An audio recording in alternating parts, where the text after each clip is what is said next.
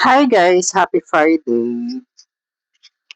So Friday na naman, July 3. I mean, it's July na nga, then next month, it's my birth month. By the way, happy birthday to my friend, si The Real Perfect. Happy birthday. So ayun. Puro miso. Bilangan nyo nga yung so. So today, ah, ang tawag dito, kahapon pala may naka-chat ako, may nagtatanong kung pwede na daw i-reban. Which is yung buhok na yun is hindi pa nare-reban. Is maganda yung pagkakulit niya actually yung parang siyang pang Black American na yung buhok nila, yung kulot. Ganun yung kulot hanggang sa dulo ng anit. Ganun yung pagkakulot nila. So, actually pinapariban siya sa akin noon. Kaso tinanggihan ko kasi nagba-back job ako sa ganung ng buhok, klaseng buhok. So, nagba-back job ako din sa ganung klaseng buhok. Aminin man natin o hindi, yung mga ibang nararanasan din yan. Hindi naman kami perfecto. So, nararanasan din namin yung mag-back job. So, going back dun sa sabi niya, ngayon, tinanong niya ako, pwede na daw, di ba? Tapos paparibad niya sa ako. So, sabi ko, paano ba yung tubo niya? Ilang inches na? Actually po, yung pagkatubo niya is hindi na po yung sobrang kulot na kamukha ng dating buhok ko. Yung tubo niya daw is parang ganito. So, lalagay ko dito yung picture. Ganito na daw yung pagkatubo ng buhok niya. Hindi na daw yung sobrang kulot na parang kinky na para sa mga Black American. Ganyan na daw yung tubo niya. Kasi sinend ko sa kanya yung picture. So, ayun. Sabi ko, tignan ko muna kung ganyan na yung tubo.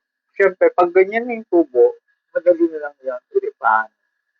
So, ang hanggang doon, alali na lang doon sa baba. Kasi yung mga ganyang strand ng buhok,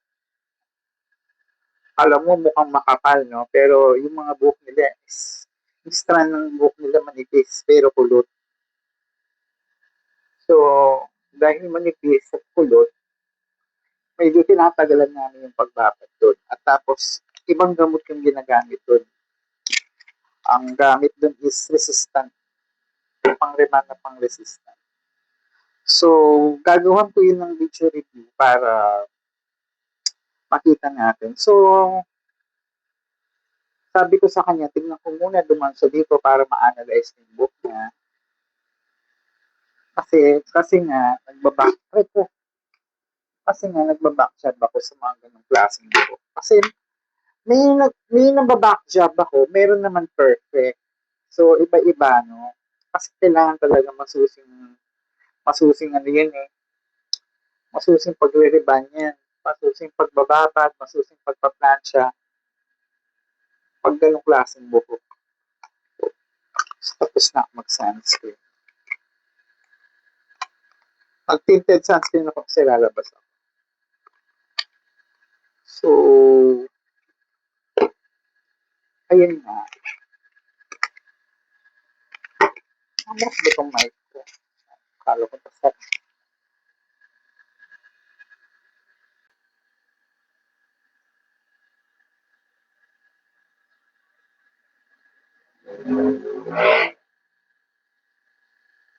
So, ayun nga.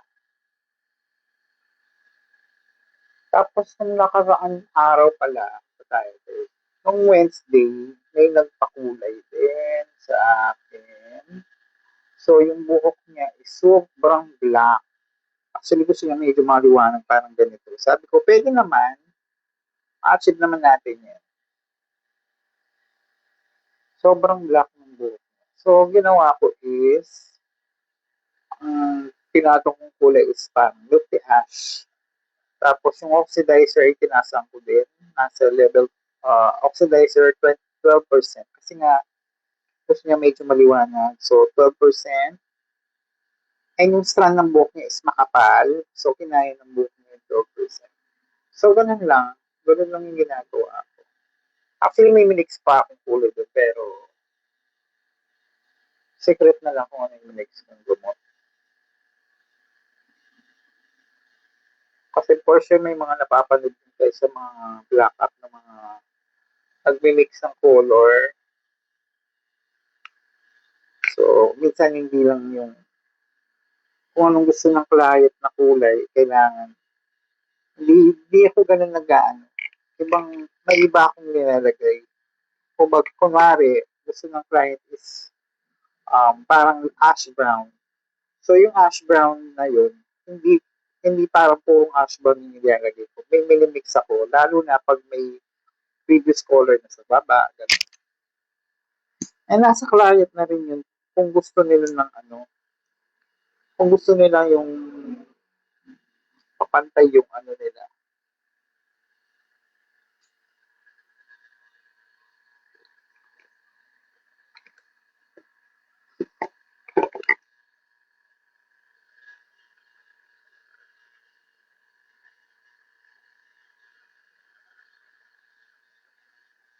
Ang bilis. July na, next month, August na. So, pagkatapos ng August, bare month na naman ulit, di ba? Ang bilis naman panahon.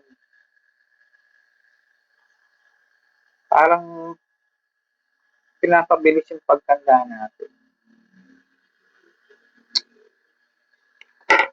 Diyos ko. Pero ganun pa man, ganyan talaga.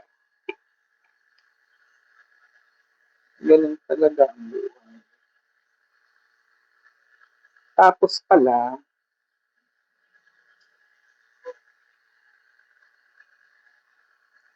ang gulo na sa Pilipinas na may day lang ako sa ating messenger tapos may nag-comment. Sigurado lang magko-comment. Talagang maka-comment ka. Gusto mo ba yung nangyayari sa Pilipinas? Siyempre hindi, di ba? Magulo. Sobrang gulo. Sa panahon ngayon ako, nagkakagulo na yung mga tao. Kasi nga, kailangan ba sabihin ko, hindi nila masyadong pinipili yung mga niluluklok nila. Basta gusto nila, luluklok nila. Diba? Which is, hindi muna nila inaano. Tapos naniniwala sila sa mga fake news. So, sa susunod na election, sana maging yung mga tao, matuto na tayong mamulat sa mga kailangan nating mamulat sa mga ganito, sa mga nangyayaring ganito. Kailangan yung piliin natin yung good governance, hindi yung magulong gobyerno, hindi ba? Oo, magulo na nga yung gobyerno, lalo pang gulo. Diyos ko. Tsaka huwag yung sabihin na kahit sino yung uupo, magulo. Hindi rin. Nasa mga nanunungkulan yan, nasa mga leader natin yan. Kaya hindi umuulad yung Pilipinas. Kasi din, yung doon sa mga pumipili sa kanila, sa mga niluluklok natin, hindi maayos.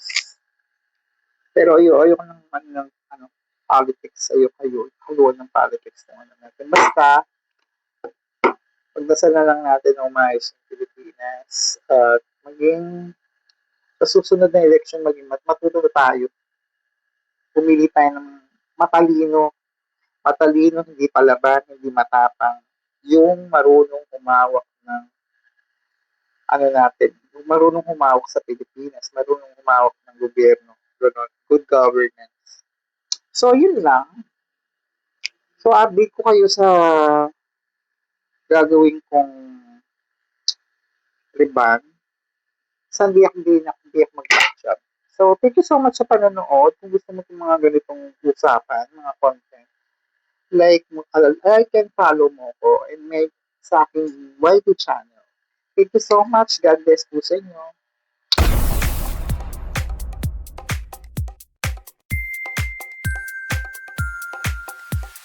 Gusto mo ba ng bagong gupit? Kulay ng buhok nakaakit-akit. Hes Ocampo Beauty Studio, alagang reyna at hari para sa iyo. Kislap ng korona ating abutin. Sa Les Ocampo kagandahan mo'y papasikatin.